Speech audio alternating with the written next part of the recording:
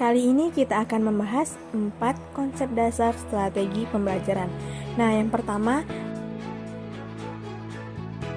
menetapkan spesifikasi dan kualifikasi perubahan tingkah laku.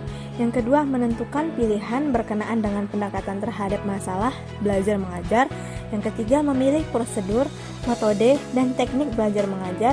Dan yang terakhir yaitu menetapkan norma dan kriteria keberhasilan kegiatan belajar mengajar.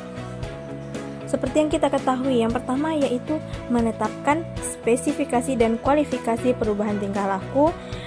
Spesifikasi dan kualifikasi perubahan tingkah laku yang diinginkan sebagai hasil belajar mengajar yang dilakukan, dengan kata lain, apa yang harus dijadikan sasaran dari kegiatan belajar mengajar tersebut.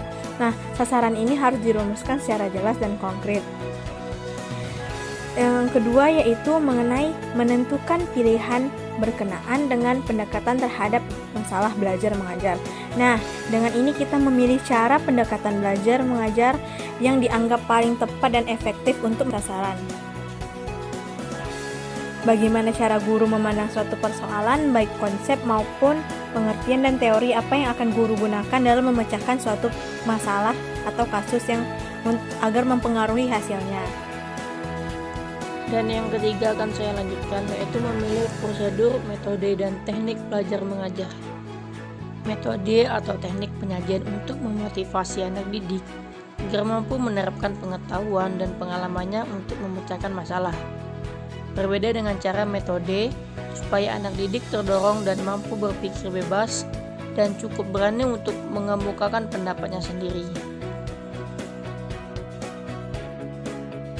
Dan yang keempat adalah menetapkan norma dan kriteria keberhasilan kegiatan belajar mengajar. Suatu program baru bisa diketahui keberhasilannya setelah dilakukan evaluasi.